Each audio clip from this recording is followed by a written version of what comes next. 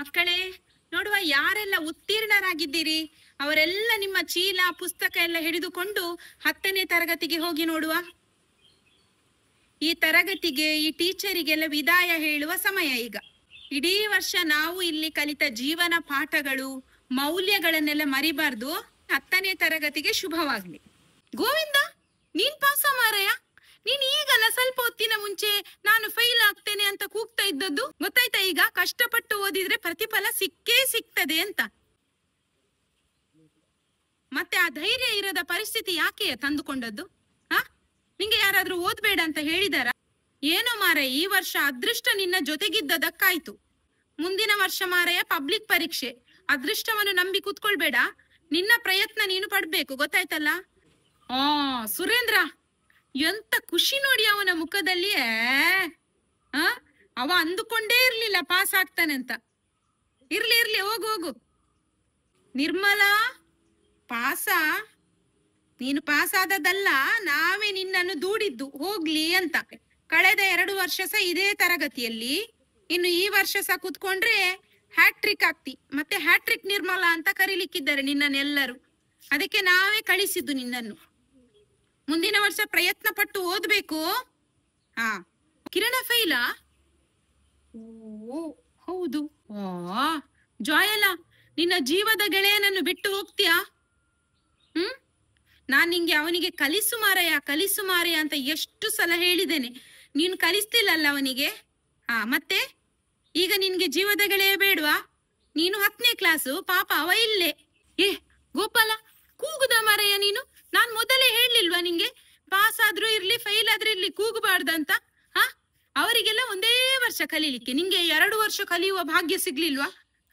ಎಲ್ಲರಿಗದು ಸಿಗುದಿಲ್ಲ. ನಿಂಗೆ ಅಂತ ಒಂದು ಅದೃಷ್ಟ ಸಿಕ್ಕಿದೆ, ಖುಷಿ ಪಡ್ಬೇಕು. ಮತ್ತೆ ಉಂಟಲ್ಲ, ನಮ್ಮ ಕ್ಲಾಸ್ ಇದ್ದು ವಿಷಯ ಉಂಟಲ್ಲ, 8ನೇ ಕ್ಲಾಸ್ ಮುಗಿಸಿ ಇಲ್ಲಿಗೆ ಬರ್ತಾರಲ್ಲ ಮಕ್ಕಳು, ಅವರಿಗೆಂತ ಗೊತ್ತಿಲ್ವಾ? ನಿಮ್ಗೆ ಮಾತ್ರ ಎಲ್ಲ ಗೊತ್ತಿರುದು, ನಮ್ಮ ತರಗತಿಯ ನಿಯಮಗಳು ಮತ್ತೆ ಪಾಠಗಳು. ಅವರಿಗೆ ಗೊತ್ತಿಲ್ಲ, ಅವರಿಗೆಲ್ಲ ಹೊಸತ್ತಲ್ಲ. ನೀವೇ ಅವರಿಗೆ ಎಲ್ಲ ಕಲಿಸಿಕೊಡ್ಬೇಕು. ನೀವು ಫಸ್ಟ್ ಬರುವ ಚಾನ್ಸ್ ಕೂಡ ಉಂಟು. ನಿಮ್ಮನ್ನೇ ನಾನು ನಾಯಕರನ್ನಾಗಿ ಮಾಡ್ತೇನೆ, ಗೊತ್ತಾಯ್ತಲ್ಲ?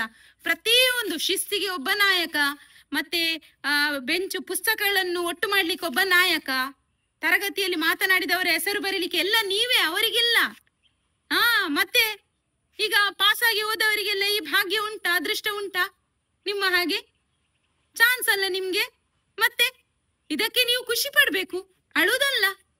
ಎಂತದ ಶೈಲೇಶ, ನಾನು ಆಗದಿಂದ ಹುರಿದುಂಬಿಸ್ತಾ ಇದ್ದೇನೆ ನಿಮ್ಮನ್ನು. ನಿನ್ನ ಮುಖ ಬಾಡಿಯೇ ಹೋಗಿದೆಲ್ಲ ಮಾರಾಯ, ಎಂತಾಯ್ತು? ನೀನ್ ಅದಕ್ಕೆಲ್ಲ ಕಿವಿ ಕೊಡ್ಬೇಡ ಮಾರಾಯ. ನೀನ್ ಈ ಸಲ ಉಂಟಲ್ಲ ಚಂದ ಮಾಡಿ ಕಲಿ, ಆಯ್ತಾ?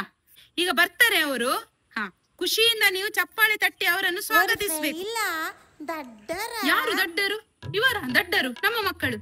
ನಿಮ್ಗೆ ಗೊತ್ತಿಲ್ಲ, ನಮ್ಮ ಕಿರಣ ಇದ್ದಾನಲ್ಲ, ಅವನನ್ನು ನೋಡಿ ಒಂದ್ಸಲ ಕಿರಣನನ್ನು. ಕಿರಣ, ನಿನ್ನ ಮುಖ ತೋರಿಸ ಎಲ್ಲರಿಗೆ. ಎಷ್ಟು ಒಳ್ಳೆ ಓಡ್ತಾನೆ ಗೊತ್ತುಂಟವ.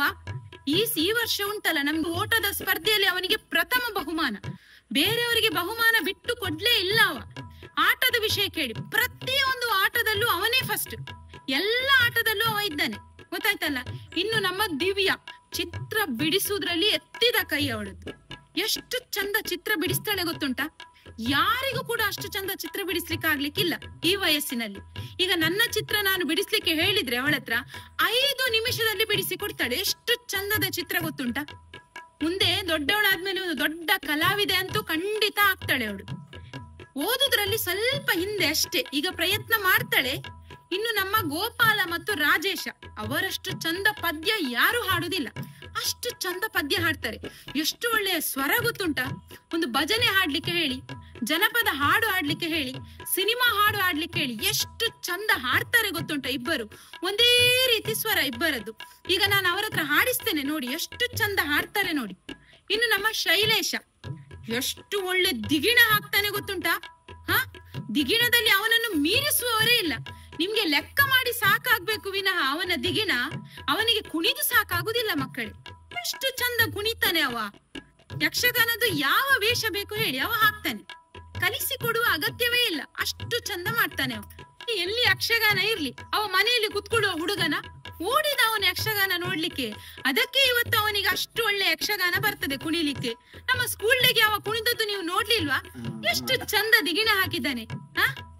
ನೋಡಿ ಇಂಥದ್ದನ್ನೆಲ್ಲ ಅವರು ನಿಮ್ಗೆ ಕಲಿಸಿ ಕೊಡ್ತಾರೆ ಮಕ್ಕಳೇ. ಇನ್ನು ಈ ವರ್ಷ ಇನ್ನು ನಮ್ಮ ರಿತೇಶ ಒಂದು ಭಾಷಣ ಮಾಡ್ತಾನೆ ಮಕ್ಕಳೇ. ಅಷ್ಟು ಚಂದ ಭಾಷಣ ಉಂಟಲ್ಲ, ನನ್ಗೆ ಸಹ ಮಾತಾಡ್ಲಿಕ್ಕೆ ಆಗ್ಲಿಕ್ಕಿಲ್ಲ, ಅಷ್ಟು ಚಂದ. ಯಾವ ವಿಷಯ ಬೇಕು ಕೇಳಿ ಅವನು ಮಾತಾಡ್ತಾನಲ್ಲ 10 ನಿಮಿಷ.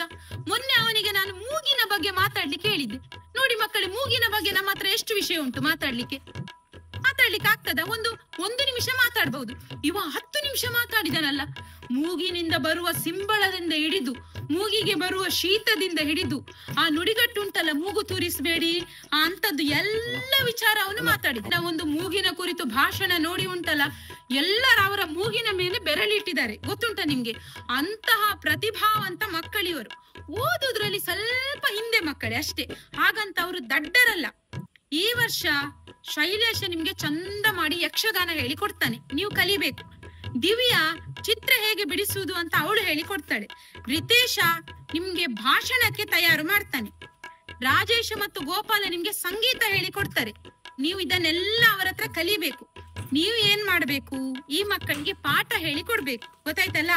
ನಿಮ್ಗೆ ಗೊತ್ತಿದ್ದದನ್ನು ನೀವು ಅವರಿಗೆ ಕಲಿಸಿ, ಅವರಿಗೆ ಗೊತ್ತಿದ್ದದನ್ನು ಅವರು ನಿಮ್ಗೆ ಕಲಿಸ್ತಾರೆ. ನೀವು ಎಲ್ಲರೂ ಕೂಡ ಒಳ್ಳೆ ರೀತಿಯಲ್ಲಿ ಕಲಿತು ಈ ವರ್ಷ ನಮ್ಮ ತರಗತಿಗೆ 100% ಫಲಿತಾಂಶ ತರಬೇಕು, ಗೊತ್ತಾಯ್ತಾ? ಯಾರು ಕೂಡ ಸ್ವಭಾವತಃ ದಡ್ಡರಲ್ಲ, ಪ್ರತಿಯೊಬ್ಬರು ಕೂಡ ಪ್ರತಿಭಾವಂತರು. ಇನ್ನು ಯಾರನ್ನು ಕೂಡ ದಡ್ಡರು ಅಂತ ಹೇಳ್ಬಾರ್ದು, ಗೊತ್ತಾಯ್ತಾ? ನೀವು ಸಹ ದಡ್ಡರಲ್ಲ, ಅವರು ಸಹ ದಡ್ಡರಲ್ಲ. ಅವರ ಜೊತೆ ಚೆನ್ನಾಗಿ ಹೊಂದಿಕೊಳ್ಬೇಕು ನೀವು, ಅವರನ್ನು ಬೇರೆ ಇಡುದಲ್ಲ, ಗೊತ್ತಾಯ್ತಾ? ಇನ್ನು ಮುಂದಿನ ವರ್ಷ ಜೂನ್ ನಲ್ಲಿ ಅವರೇ ನಿಮ್ಗೆ ನಾಯಕರು. ಶಿಸ್ತು ಕಲಿಸಿಕೊಡ್ಲಿಕ್ಕೆ, ನಮ್ಮ ತರಗತಿಯ ನಿಯಮಗಳನ್ನೆಲ್ಲ ಹೇಳಿಕೊಡ್ಲಿಕ್ಕೆ ಅವರೇ ನಿಮ್ಗೆ. ನೀವು ಅವರ ಹತ್ರ ಕಲಿಬೇಕು, ಗೊತ್ತಾಯ್ತಾ? ನೀವು ಅವರಿಗೆ ಹೇಳಿಕೊಡ್ಬೇಕು. ಇನ್ನು ಬೇಸರ ಮಾಡುದಲ್ಲ, ಈ ವರ್ಷ ಇನ್ನು ಇಲ್ಲೇ ಇರ್ಬೇಕಲ್ಲ ಅಂತ, ಗೊತ್ತಾಯ್ತಾ? ಮತ್ತೊಂದು ವಿಷಯ ಗೊತ್ತುಂಟಾ ಎಂತಂತ ಮಕ್ಕಳೇ? ಇವರುಂಟಲ್ಲ ನನ್ಗೆ ತುಂಬಾ ಇಷ್ಟ. ಇನ್ನೂ ಒಂದು ವರ್ಷ ಈ ಮಕ್ಕಳು ನನ್ನ ಜೊತೆ ಇರ್ಲಿ ಅಂತ ನಾನು ಇರಿಸಿದ್ದು ಈ ಕ್ಲಾಸ್ ಅಲ್ಲಿ, ಗೊತ್ತಾಯ್ತಲ್ಲ? ದಡ್ಡರಂತ ಅಲ್ಲ. ಇನ್ನು ಸ್ವಲ್ಪ ದಿನ ರಜೆ ಉಂಟು, 1-2 ತಿಂಗಳು ರಜೆ ಉಂಟು. ರಜೆ ಮುಗಿಸಿ ಬರುವಾಗ ಖುಷಿಯಿಂದ ಬರ್ಬೇಕು ಎಲ್ಲರೂ, ಗೊತ್ತಾಯ್ತಾ? ಎಲ್ಲರಿಗೆ ಶುಭವಾಗ್ಲಿ.